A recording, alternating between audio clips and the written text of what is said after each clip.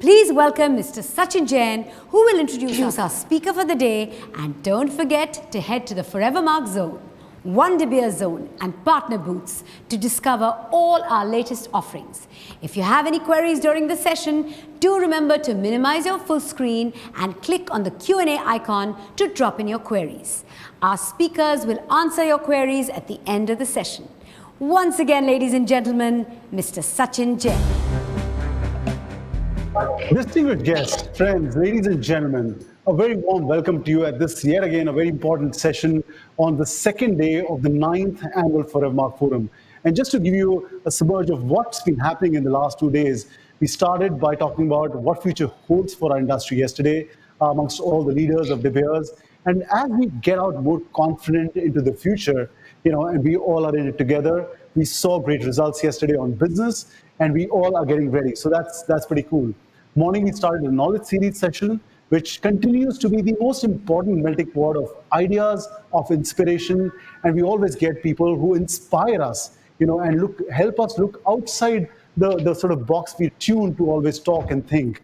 And the whole objective, again, that I'll place on the table would be that, look at these sessions, hear these sessions, absorb as much from these sessions, but do take out those one or two takeaways that you can really implement in your business and make an active change today and for the times to come so that tomorrow is different for you.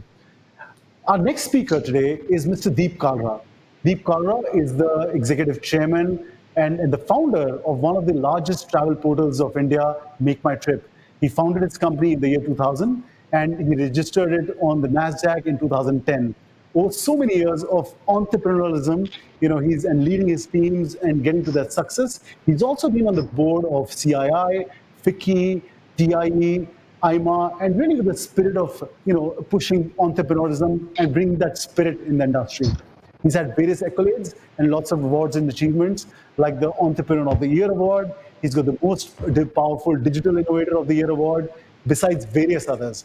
And this whole perspective of his journey, me and Deep actually go back about 3 years when we physically were together. And while I've been following his career, and he's been an inspiration for me, 3 years back we were on a training session or sort of a conclave that was organized by Outlook Business, and we had Mr. Marshall Goldsmith on our training program for us. And he was my buddy, and we did that session together. And one of the exercises in that session was, just right now, write a message to your wife saying, I love you, a message to your wife or your partner. And at that time, both of us looked at one another and we were like, is he serious? Because there are only two options that are going to come to our better halves' minds. One, where are you? And the second would be, is everything okay? So that's just on a lighter note. But I'm delighted to welcome Deep on this platform, and he's joining us all the way from Switzerland, where he's gone to drop and settle out his son, Arman, for his education. So warm welcome to you, Deep. Welcome to our platform. Thank you very much, Sachin. It's such a pleasure to be here. Thank you for having me at this very, very special event, your flagship annual event. And I'm thankful that we met at Marshall Goldsmith's seminar and hit it off because I love making friends. Like, been a really wonderful person to know since those 3 years. So happy to do this, and thank you for accommodating my schedule because I couldn't move a few things as I got into Zurich just a couple of days ago. Thank you, and I think Deep, like your spirit of being already being there in Switzerland, sending Arman, your son, a month back. I think it's true being an ambassador for your industry. I mean, you're already on the flight, you're out there, and I'm sure the experiences will vary. But congratulations to you to lead your industry. Yeah, absolutely. We have to lead by example. Sure. I said we have to lead by example. Totally, Deep. And I think you're truly setting it up. And in today's time, I think you would have heard from a lot of your friends that you are the brave one who's got on the flight. So truly, you've done that. We're just kicking off a conversation, Deep. Make My Trip, you founded, and I'm sure as a young entrepreneur, there would have been different challenges in the beginning of your entrepreneurial journey. Of course, those would have changed over the years when you're a large organization. What's like, instead of just let's take that make away, what's Deep's My Journey? What's your trip? And what's been the initial years of your life? Sure, Sachin. I Make My Trip is now 20 years old. Like you rightfully said, we listed 10 years ago, actually in August, so almost to the date.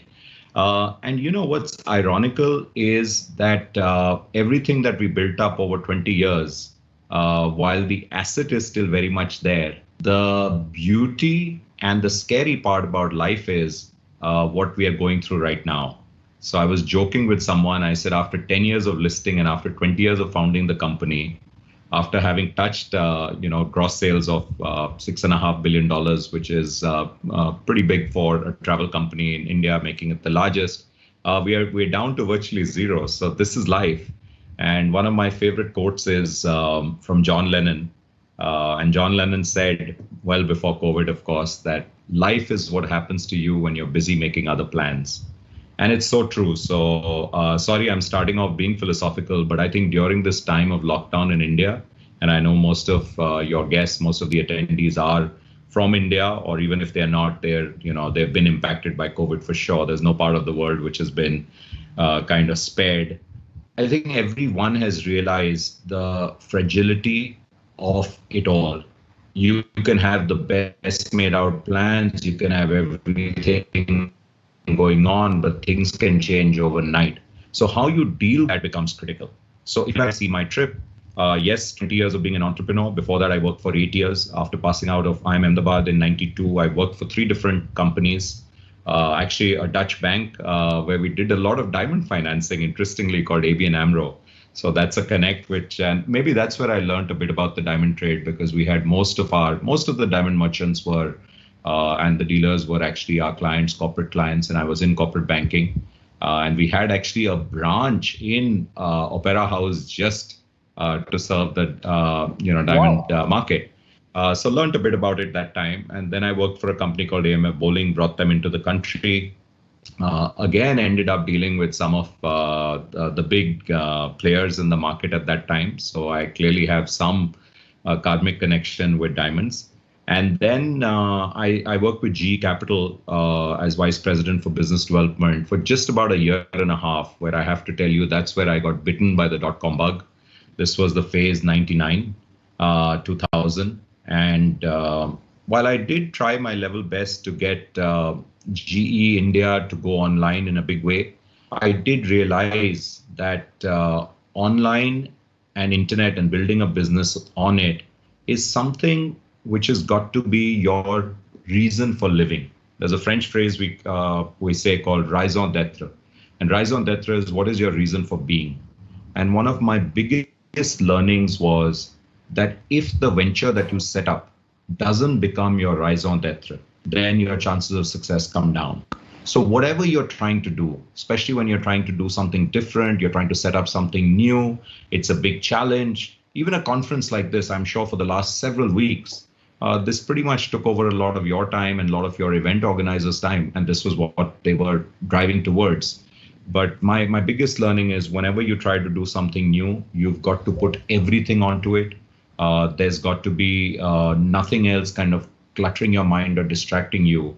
And that's how I think Make My Trip was born.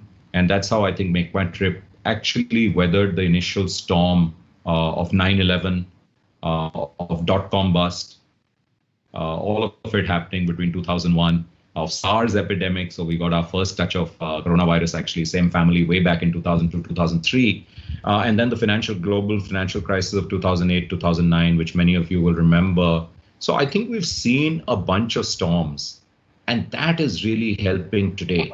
That's helping today because that's given the confidence that one can go through these storms and come out stronger on the other side. One has got to focus on doing the right thing, of course, hunkering down, of course, conserving cash, but keeping your people motivated, keeping them busy during such a time, so that when you come out on the other side, you are not only stronger relatively as a competitive company, but people actually feel very motivated that they went through something which was a life-changing experience, a life-defining experience. It's almost like, people who serve in the army are saying, if you haven't fought a war, something's missing, right? So in India, we know the people who fought a war and come out on the other side, they're saying, this is the real deal. So I think this is part and parcel of life. This is part and parcel of business.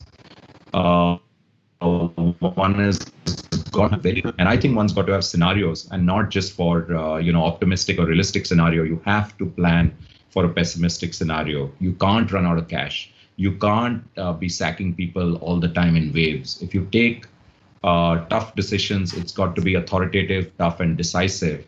And then you move on and you move forward and you're very transparent with the team. You take them together, you keep in touch with them, and you make sure that you're going to come out on the other side,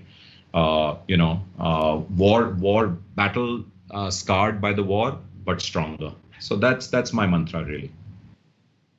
Awesome. Yeah, awesome. So cool. And but Deepa, I think, in the initial days, for example, it would have been perhaps around survival itself.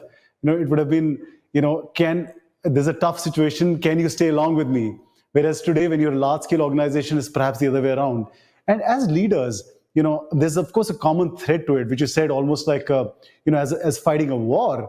But in the current context, I mean, how as a leader do you deal with, when you have to take tough decisions on teams, even cutting down things? But I think, as you said, perhaps have the first and foremost trust of keeping afloat.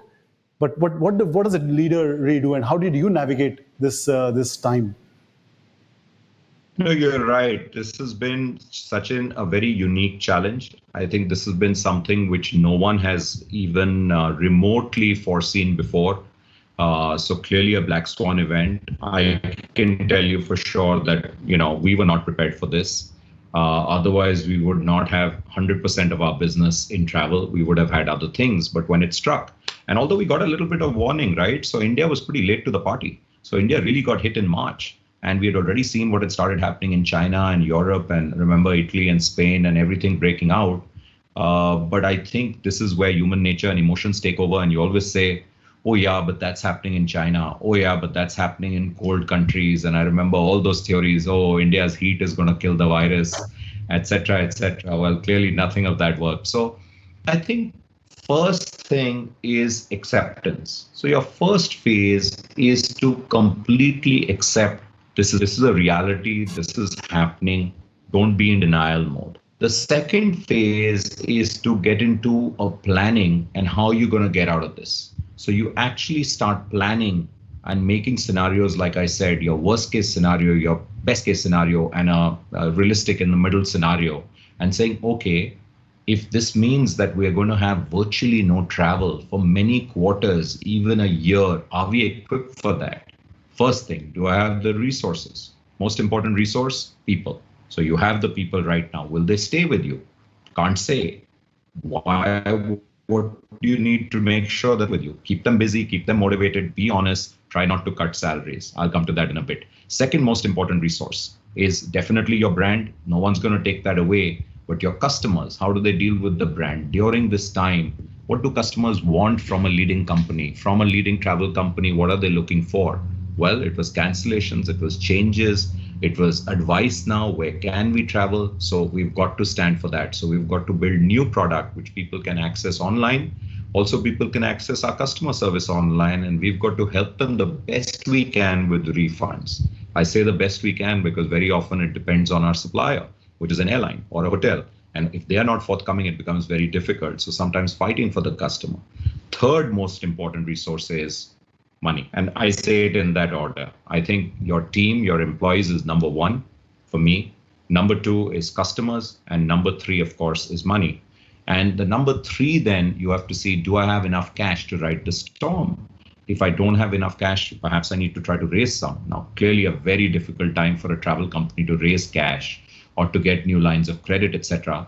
But we did a lot of what we could. In fact, we are declaring our results, as early as day after. Actually, we have our quarterly earnings, so we have a good timing for this that's happened, and we'll be sharing further how we've geared up. So I think you've got to be in this mode of acceptance,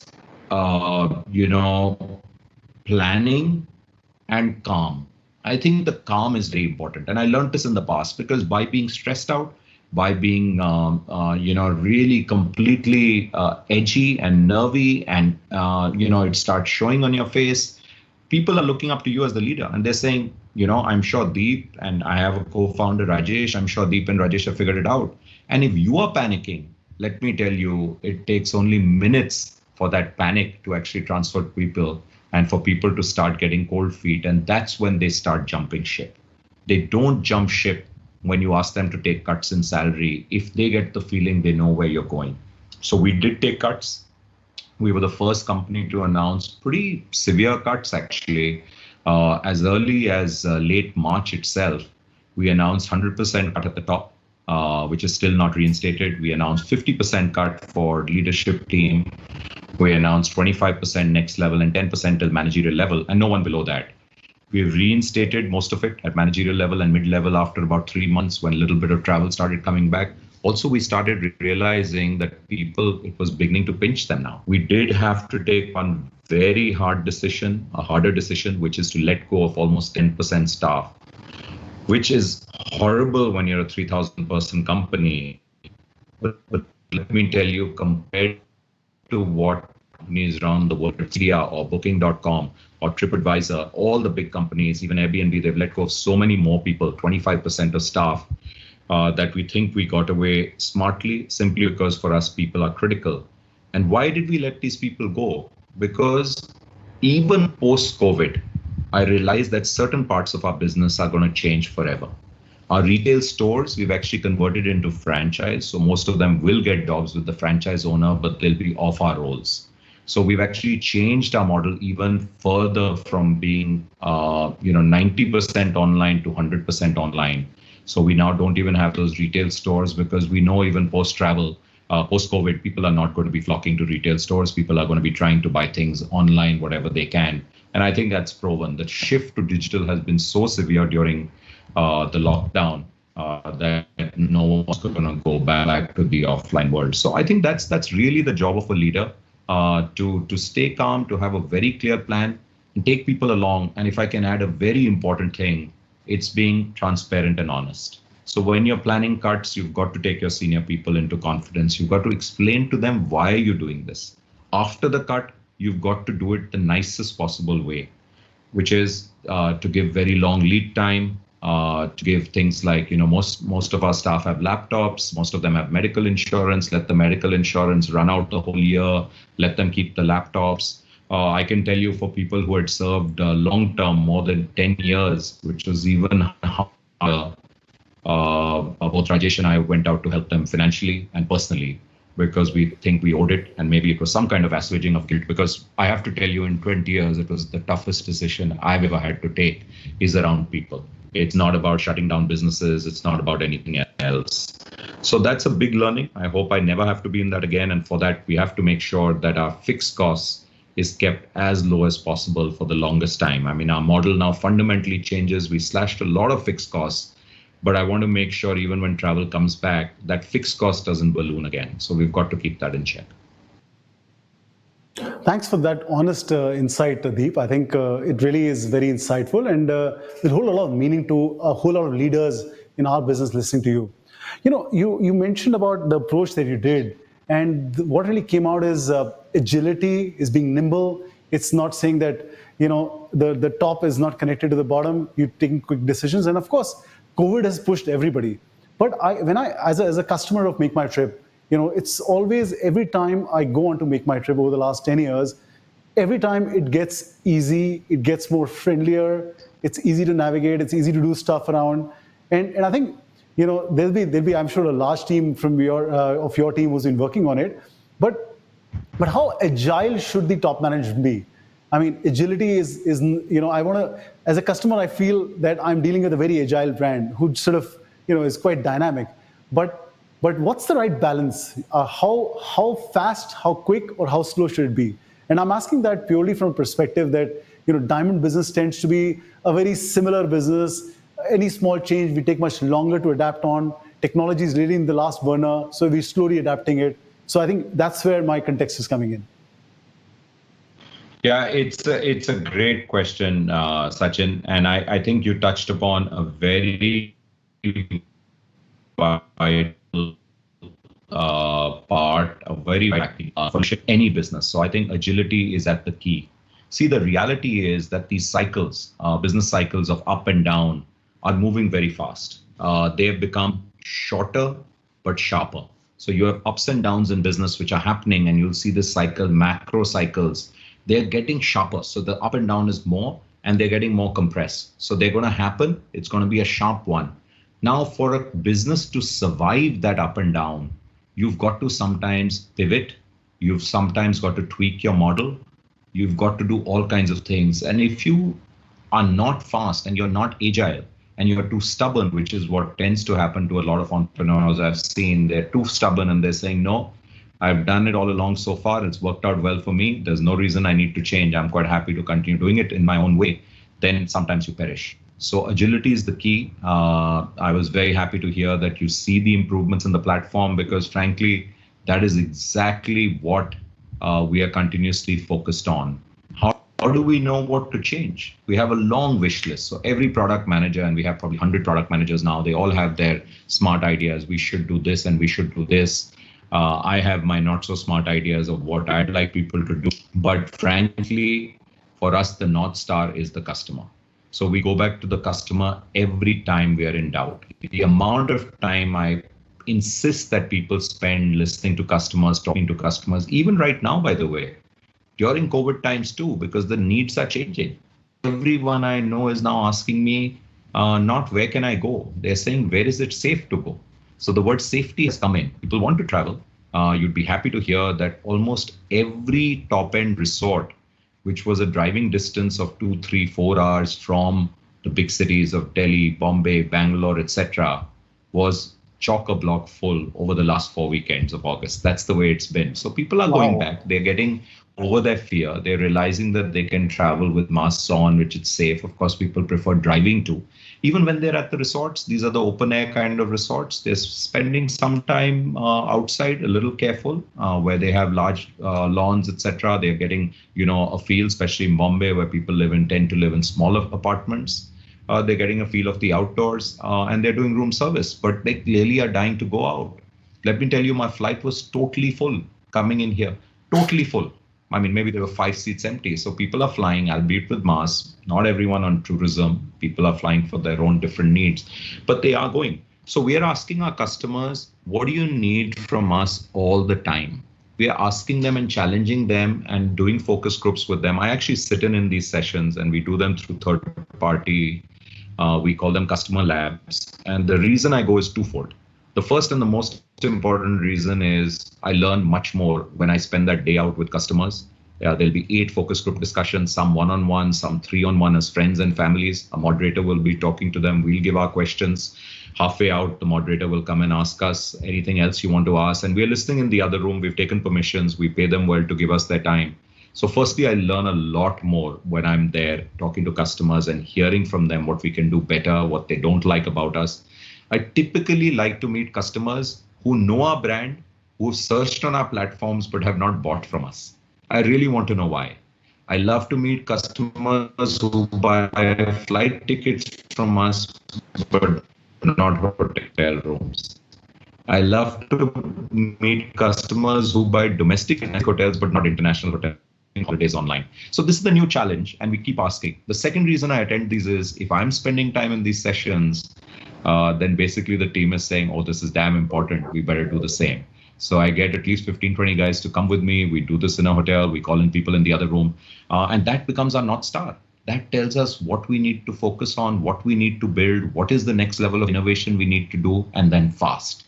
Then we prioritize, we go fast. So for us, the customers' common consensus overrules what anyone in the company is saying, including me.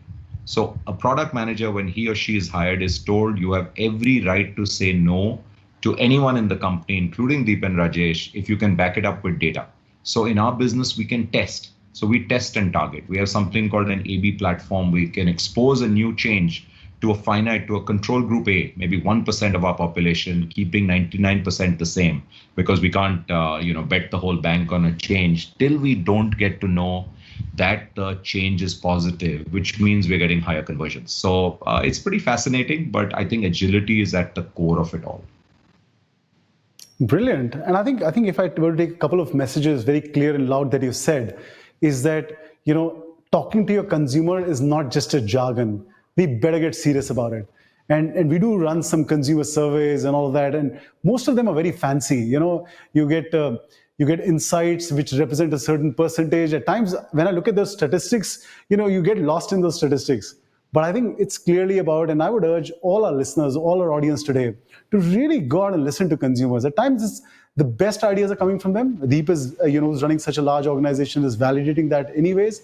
But really, at times, sitting on our fancy boardrooms, the average time we spend with the real consumers tends to get lesser and lesser. And I hope and I urge that all the industry really learns from it and gets back to the floor, gets back to where the real action is happening. Yes. Great. The smartest leaders are definitely the people who are closest to their customer. I can tell you that in any business, when we find the CEO, sorry, I just take a minute more. When we find the CEOs of companies like Toyota and companies like Hindustan Levers and back home like Tata's out there talking to customers and doing visits, P&G CEOs, there's a reason they do that. It's not just to show. The Nestle India CEO is a friend of mine, and Suresh spends so much time out with his customers. It's fascinating. And he's saying, they always tell me what's right or wrong. Pepsi is a company which has always done that. We've hired a lot of people from Pepsi, and we've found that they're very consumer and customer oriented. So yeah, I don't think there's a better way. If you run out of ideas of what you have to do with your company, just spend 2-3 days with customers. You'll be full of ideas. Awesome. And there are a lot of questions coming in. Maybe I'll just club a few and maybe put them forth to you. So one of the questions that's really coming in is that when you started Make My Trip, of course, e-commerce was fairly new. E-commerce was very, very new in our lives. The internet was very new in our lives. At that time, did you really think that this will be the way how the industry will operate? Or you kept looking at horizons and kept changing? And I think why that's relevant for our businesses, that in the post-COVID world, of course, things have been fixed and e-commerce has become the main buzzword. But ours is a very, again, traditional industry. We still look and feel the product, So what's your view? I mean, was it always intended that this is how it's going to be in the future, or you kept changing as the horizons kept changing? Yeah, I have to be honest. I think when I started out in 2000, my motivation was clearly that the internet is going to change the way we lead our lives in many, many things. At that time, by the way, I was also convinced that physical goods will not be bought online for a long period of time. And today, of course, that's different. So for me, the hypothesis was simple. What's going to move online first? I felt whatever was being transacted on the phone was most likely to move online first. So I actually had two ideas. One of course, was travel, and the other idea was online stockbroking. Because in both those cases, you never really met your agent or broker, but you spoke to them. You placed your orders, you asked them for where I want to go, what do I want to do, you got the prices, you went ahead, he sent someone to you, there were no online payments, he sent his runner to you to give you some brochures sometimes, you sent the check to him and the deal was closed. And you really didn't meet the guy. I mean, you might have met him on Diwali, he would come and give you some mithai and something else, etc. So for me, those businesses were ripe to go online. So I did believe, and by the way, I've got my original business plan, and I smile when I read what it said. So it was for Make My Trip to be the defining portal for people to research and buy travel, coming to India, traveling from India, and traveling within India. So some part of it is thankfully come true, but some of it was really just looking out in the future and taking a punt. And many changes along the way. I can tell you, it took me the longest time for people to buy anything but an air ticket online. For some reason, hotel was very tough, even with pictures, even with reviews. And we had to do so many campaigns. Those of you who live in India would have seen some of those over the last 3 years. We've had Ranveer Singh and Alia Bhatt, be our brand ambassadors, put out only one message, that buying hotels online, booking a room online is far smarter and more powerful and very safe, and cancellations are free, etc., than the offline world. We've tried to hammer it in. Now it's started to move. So only over the last 2 years do we sell more hotel rooms than air tickets. But it's taken the mickey out of us and a lot of money to convert that. Buying holidays online is a bigger challenge because people have so many questions. Today, I asked my team, so why can't we answer those questions online? So why can't we build in AI, which we've done? We have a chatbot called Myra on Make My Trip, and we acquired GoIbibo, as you know, some time back. We have a chatbot called Gia, and we are now, these are AI tools, artificial intelligence tools, which are learning all the time And I can tell you for 85% of your questions and cases, the chatbot can take care of them, and you will not know if you're talking to a human being or a chatbot. But the remaining 15%, we are still training the chatbots and they are learning on their own. So we are getting better at it. So we have to keep being, like you said, innovative, agile, and keep on pushing the boundary, but also keep reimagining the next horizon, as you said rightfully, Sachin. So what's the next horizon? So for me, the next horizon for travel is going to be extreme personalization. Today, I have 50 million customers who bought something with me. Why can I not show them preferences based on what they bought from me, based on what they've searched on my platforms, and based on other signals that they've given me, the kind of phone they use? That's a big hint. The age profile, if I know where they're coming from. Why can't I show them a different preference? If Sachin, I know, likes to travel only business class and only likes five-star hotels, however, someone much younger is always looking on a budget. Of course, it's different screens and different sort orders and different listing orders. So extreme personalization going forward, machine learning linked to artificial intelligence, I think are going to be the game changers in the online travel world. And if we are not putting disproportionate time on that, just like we did on the mobile phone, going on mobile from web, and then between mobile going on app, and today almost 80% of our business happens on the app. If we didn't do that, the moment mobile and app became a big thing, we would have been toast today. In fact, there were some companies who did a better job than us on the web. I can tell you now because I feel proud about it, but on the web till 5 years ago, I used to be a big fan of ClearTrip, and I used to think they do a very good job. Today, they're a fraction of our size because when the mobile opportunity came, we pounced all over it. We just said, listen, mobile is going to be the place where we will streak ahead. And basically, we became a mobile first and a mobile only company for a while, basically saying nothing will happen on desktop, everything will happen on mobile. Similarly, changes are happening today. And if we don't change and take advantage of those, then we'll be left behind. Amazing. And I think, you resonate so much on the morning conversation we had with Ms. Randy Zuckerberg. And she was saying that in their life of Facebook, there came a time when overnight Apple launched their first phone. The Apple phone came out. And that day, they had over 1,000 engineers only working on a physical big screen computer. And they didn't know what to do. And then they had to really reinvent the whole thing and how disruption really happens. And there are a lot of questions deep around safety and things happening. And you mentioned about Arogya Setu, and you mentioned about the work that you're doing with Arogya Setu. It'd be great for all of us to hear about what's happening on that front, Deep. Yeah, it's my pleasure to share this because it's not that well known. I think what's known is we did a bunch of press and TV and all that called advisors to the project, but I can share with you because it's the absolute truth. So way back, this was actually a day before Holi, what we call Choti Holi. I remember distinctly because I'd gone to meet my parents and I got a call from one of my senior tech folks, tech leaders in Bangalore, name is Rahul Goyal. And he said, Deep, I've got an idea of a contact tracing app. And I said, what the hell is that? So he explained it to me. This was before COVID lockdown, anything was happening in India.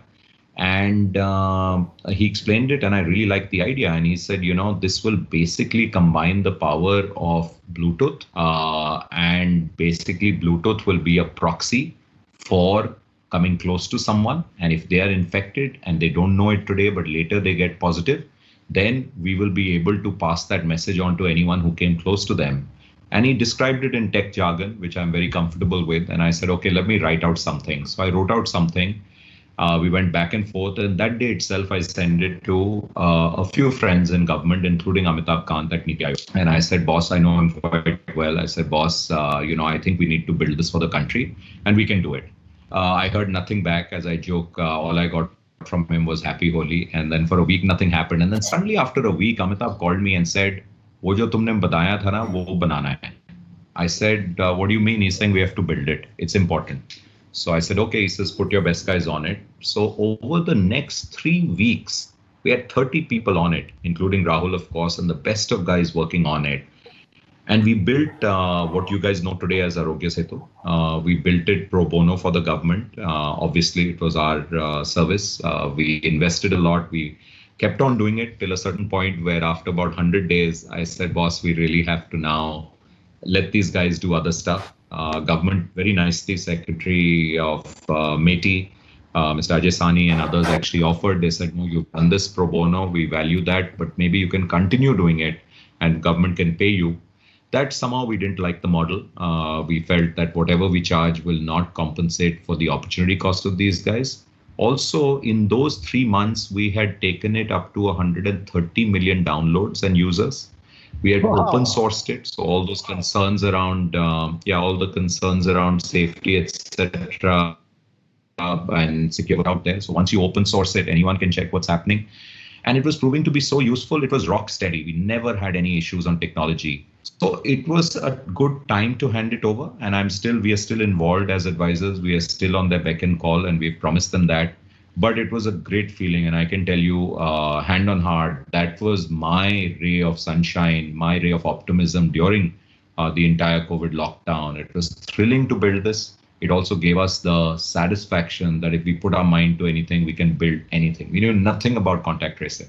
We knew nothing about healthcare. But, we understand technology, and that's the power of technology. In fact, my lament is that the government has not made it mandatory. If each of the 500 million smartphone users in the country, and actually I had suggested a plan where everyone who has an extra smartphone gifts it, and there are another 200 million smartphones because many of us have a second-old phone. We gift it, we encourage us to basically would choke the menace of it much longer, because you would know exactly when you test positive who all have you potentially infected. By just a click of the button, your whole download, your entire contact tracing would come for the last 14 days. It was so brilliant in design that I think we lost an opportunity, and I've been pushing it very hard. But I'm still happy we had 150 million downloads and growing. It's proven to be very useful. I can tell you today, if someone's tested positive, the first thing that ICMR does is look at your app, and then immediately that alert goes out automatically to everyone you came close to during that asymptomatic phase or unwitting phase, because you don't know, you could have potentially infected them, and they get alerted. Their color of the app changes, and they're alerted that please take your symptoms carefully. You've come in contact with someone who's now tested positive, etc. So it's a fascinating thing. And it was game changing for us as a company too. While we were down and out in travel, I can tell you, we were so excited and pumped up. Everyone in the company only wanted to hear what's happening with Arogya Setu. So yeah, till the end, we had 20 of our best engineers work on it. And I was de facto kind of, I guess, the project lead for this. And it was very exciting times working with the government, for the government, on a classic PPP project. So very proud of that, of Arogya Setu. How amazing is that, Deep? And I think everybody is amongst that 150 million people who are looking at you. But this is incredible, because what it does is, we were talking yesterday about how China, in their post-COVID situation reacted, and they had a similar contact tracing tool, but retail got positively impacted. And even in our retail sort of protocols, we've put Arogya Setu as one of the important elements by which you allowed in or not. Airports is already mandatory. But I think a phenomenal job, Deep, for you and your team. That's great. Thank you.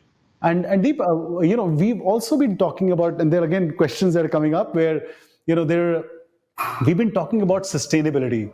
And sustainability is as not just a buzzword, sustainability, which is most important if you have to exist into the future. We've also just finished a session with one of our scientists from Australia, and she's developed a program where the kimberlite, which holds the diamonds, actually she invented that it also has a capacity to absorb carbon. And how are we going to be a carbon neutral company just by a raw material and an extra material that we have? Now, the question is that every time somebody buys a ticket at Make My Trip or does a booking, you guys ask us to give you a small sum of money. And I know you've been involved in various associations. I know you're deeply concerned about the welfare of India, the things that have to be done right. I was talking to you about Sonam Wangchuk, who's our speaker tomorrow, and you did share with me some insight around that. So why do you share with our audience as to what's your approach on sustainability? And one, as an organization, but also, does that really mean more to the consumer?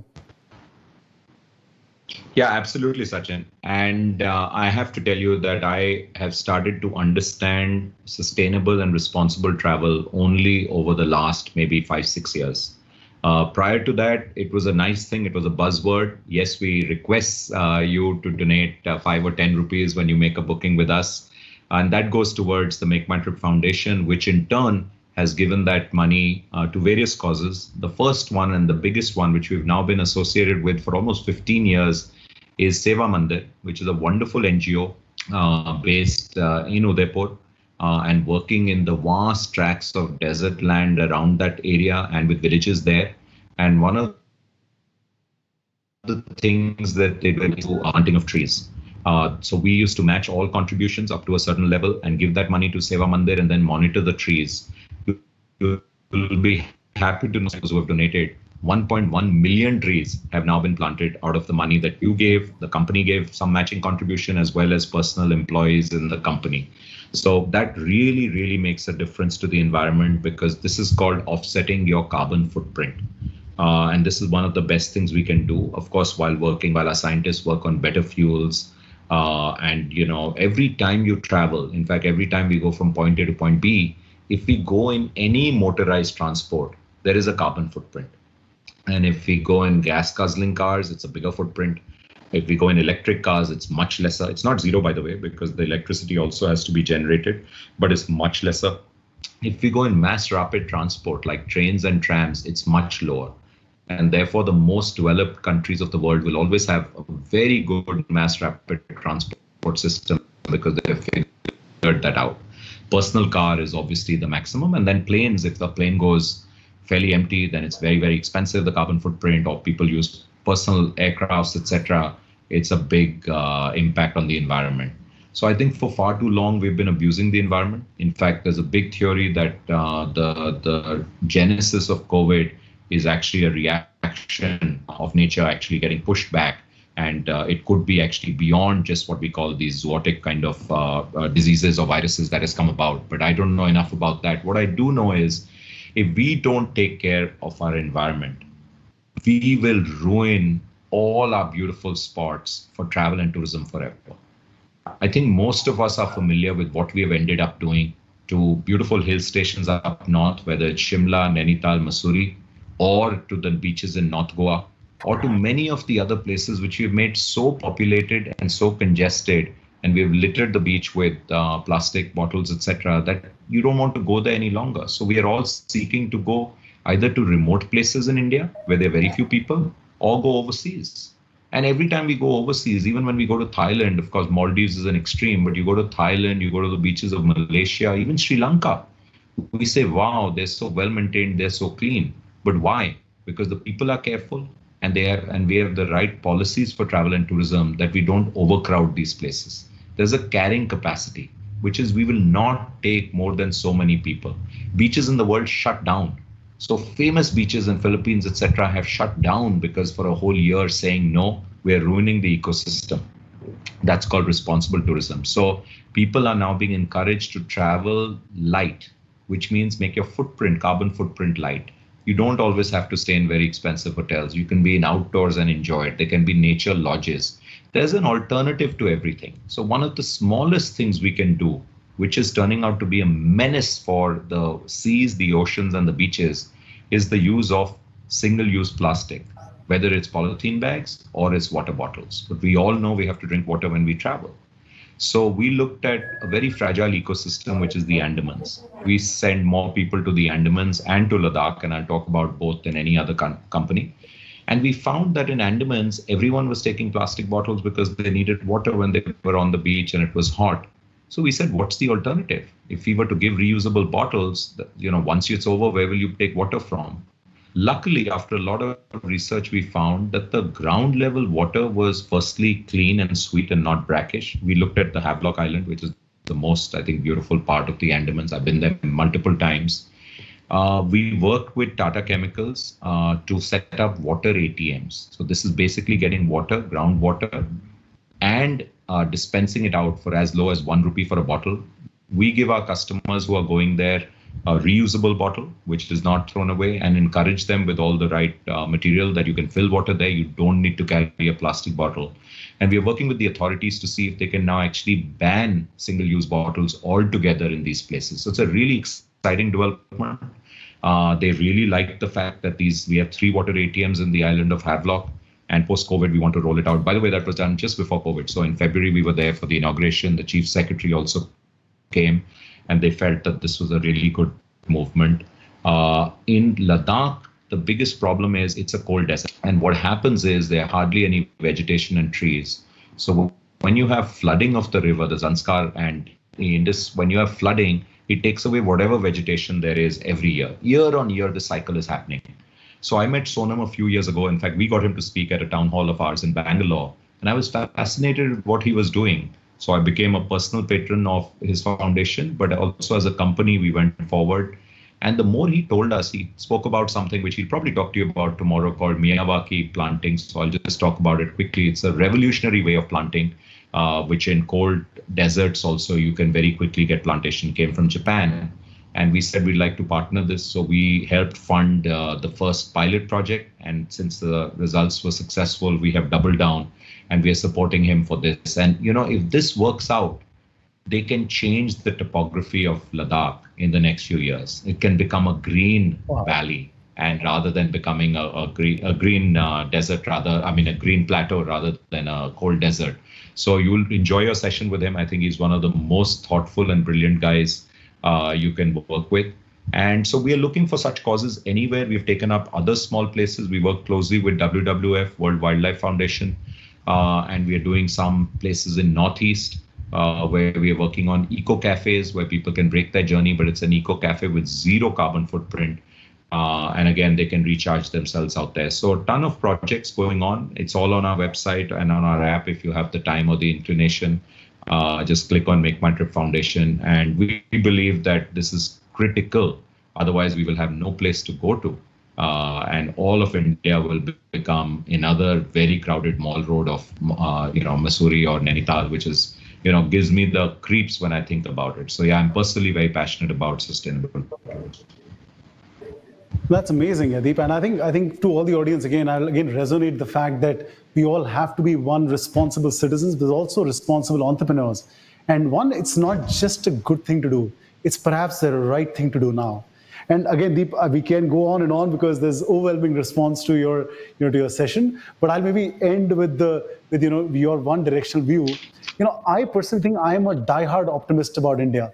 And I think that at least in our business, we're going to lead the whole sort of baton going forward. I mean, America consumes diamond, China does, but I really have that belief in sort of that upper middle class of what India has to offer. At this point of time, everybody is looking at whether there's light at the end of the tunnel. And I can tell you, last 2 days, we've clearly ensured as an industry that there is, and we better get behind it. But what's your view? What's your one message to the entrepreneurs listening to you and to the business community listening to you right now? Yeah, I couldn't agree with you more, Sachin. I completely share your long-term optimism on India.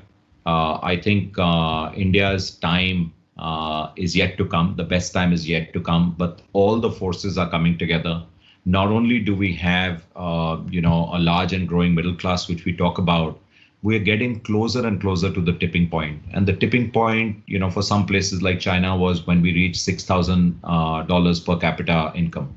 Now, maybe that's not the right way to look at it alone. I think, we have a large chunk of population which is below the poverty line. We have to, of course, bring them up. But if you remove them for a minute, our per capita income is not 2,000. It's probably already about 4,000. So we're getting pretty close to that tipping point, and magic is going to happen at that point of time.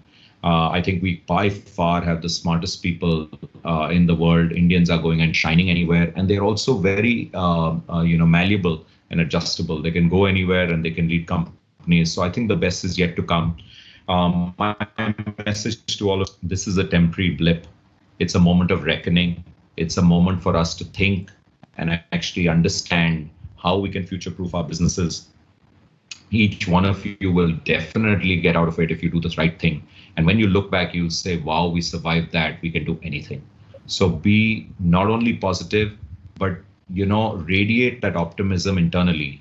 Like I said, accept it, have a very clear plan and a vision, and then take your people along very honestly and candidly. Take them along with you and take care of them during this time. Be there for them beyond just their business needs, because it's a very challenging time for someone, I can tell you, who's working from home but actually has only one table in the house, which is called a dining table. And they have 3 or 4 people working from home, including students.